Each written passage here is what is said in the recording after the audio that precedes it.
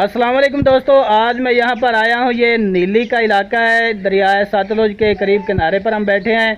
तो ये हाफिज़ अख्तर साहब के डेरे पर हम यहाँ पर बैठे हैं और आज की इस वीडियो में हम आपको नीली की भैंसें दिखाएंगे जो कि प्योर नीली के हैं और काफ़ी दूध देने वाली भैंसें दिखाएंगे, तकरीबन 10-10 किलो दूध देने वाली। तो वीडियो को आपने आखिर तक देखना है। तो जिन दोस्तों ने हमारे चैनल को सब्सक्राइब नहीं किया वो हमारे चैनल को सब्सक्राइब करें, साथ घंटी को भी दबाएं ताकि हर नई आने वाली वीडियो आप तक पहुंचती रहे। अस्सलाम वालेकुम। वालेकुम अस्सलाम। खिजर साहब की हाल चाल है? अल्हम्दुलिल्लाह सर, तुसी सुनाओ? अल्हम्दुलिल्लाह, शुक्र अल्लाह दा। ए इलाका दसो केड़ा है? जी नीली। नीली का इलाका है जी बिल्कुल। अच्छा, ये दसो कि कितना अरसा हो गया तुहानू एक काम करदे होया मझां दा? जी सानू काफ़ी अरसा हो गया जी, साढ़े बाप दादा भी माल का काम करते नहीं जी, अगों असी भी यही काम कर रहे हैं। अच्छा जी। किन्नियां मझां तू काम शुरू कीता सी? जी 10-15 मज्जां तो काम शुरू किया जी। इस टाइम माशाल्लाह 50-60 डोर है जी अपना आधा। 50-60 मझां है ने तुहाडी? बिल्कुल सही है। अच्छा, ये दसो कि इस काम दे विच कोई घाटा भी होया या मुनाफा ही मुनाफा है? जी अल्हम्दुलिल्लाह बड़ा मुनाफा होया है जी। 50-60 डोर भी गए, 20-25 किले रकबा भी गया, 3-4 ट्रैक्टर भी ने अल्हम्दुलिल्लाह। अच्छा जी सही हो गया। ये दसो कि तुसी ए खलोते तो नीली दे इलाके चो ते मज्जां भी तुहाडे कोल नीली दियां या रावी दियां? जी बिल्कुल नीली दियां जी, बिल्कुल नस्ली मज्जां ने जी, काफ़ी दुध है माशाल्लाह इन्हां दा। अच्छा, जी ते कोई ऐसी मझ है जेदा सब तो ज्यादा दुध होवे? जी मज्जां हैगियां ने जी, काफ़ी है। पिछे मझ वेख रहे हो जी, ਇਹਦਾ 15-20 किलो दुध दिया जी। अच्छा, ते एक ओ इस पिछे एक ओ बाबा जी चोर है रहे, ਉਹਦਾ भी 10-15 किलो दुध दिया जी। ए हुण गब्बण है? जी बिल्कुल।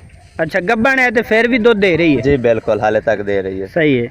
अच्छा खिजर साहब, ये दसो कि मझ दी खुराक केड़ी बेहतर है जिहदे नाल दुध भी देवे वधावे ते सेहत भी ठीक रहे ओदी? जी सब तो बेस्ट है मक्की। अच्छा, मक्की दे विच घाह। घाह। जी बिल्कुल। ते खल। अच्छा। खल सब तो ज्यादा बेस्ट है जी अगर वक्ती तौर पर पाइए तो। सही है। जी ते वंडा केड़ा खवा रहे हो? जी वंडा नेस्ले वाला दा जी। नेस्ले वाला दा, वो जी। सही है? जी बिल्कुल जबरदस्त। सही हो गया। इस तो इलावा ये दसो कि तुहाडे नज़दीक मझां दा काम सही है या गावां दा काम सही है? जी मज्जा का काम बेस्ट है जी इत्थे ज़्यादातर।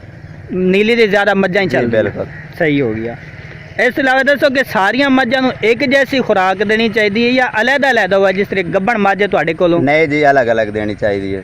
गब्बण मझ दी की खुराक है? गब्बण मझ दी आम जी रूटीन तो चल रही है वो हैगी है, ते जी दुध देंदी है ना मझ आहो ओदी अलग हैगी। ओनू ज़्यादातर कोशिश करी दी है भाई अच्छे तो अच्छा खावे, दुध भी ज़्यादा देवे, पैदावार जिस तरीके हुण तुसीं मकई खवा रहे हो, जी। ये सूई मझ दी खुराक है? जी बिल्कुल। सूई मझ नूं वंडा देंदे हो ते जी, जिहड़ी गब्बण नहीं वंडा देना? नहीं जी ओनू सिर्फ मक्की पा देंगे। ओनू सिर्फ मक्की पा? जी। अच्छा, ये दसो कि आम तौर ते किन्ने महीने मझ दुध दे छड़दी है जदों गब्बण हो जावे? ज़्यादातर तो 9वें महीने तक चलियां जांदियां ने जी। अच्छा। कई 6वें महीने तक चलियां जांदियां ने, असीं 9वें महीने आप ही छड़ देने आ जी। अच्छा, जी। ते ए मझ नूं जेहड़ी तुहाडे कोल है किन्ने महीने हो गए नूं गब्बण होए? जी इहनूं तकरीबन 4 तो 5 महीने हो गए ने। 4-5 महीने हो गए ने जी। गब्बण होए ने। सही है।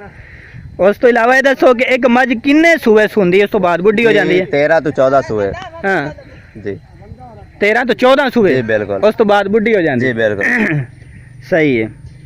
उस तो इलावा ये दसो कि इन्हां नूं कोई हिफाजती टीके भी लवाइंदे हो या कोई नहीं? जी बिल्कुल काफ़ी लवाई देने जी, जो भी डॉक्टर सर्वे करते हैं माशाल्लाह इन्हां दा ख्याल रखीदा। सेहत हफ्ता जिस तरह इंसान होंदा, इंसान अपनी सेहत का ख्याल रखता, फिर जानवर का भी रखना पैंदा है। सही है। जी 2-3 महीना बाद या 5-6 महीना बाद? जी महीने बाद भी आ जाते हैं, 2 महीना बाद भी जो उन्होंने सर्वे। लो जी दोस्तों, ए खिजर साहब होरां दी मझां ने ते ए सेल भी करना चाहते हैं।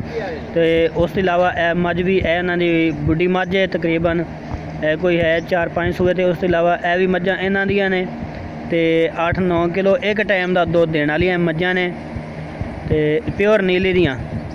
और नीली दे इलाके दे विच इस टाइम मझां खलोतियां ने ते उस तो इलावा ए झोटियां ने इन्हां कोल। ए वड्डी मझ ये तकरीबन इस टाइम 17-18 किलो दुध दे रही है। ए जिहड़ी है ए दूसरे सूए झोटी है। सोहणियां मझां इन्हां कोल है ने।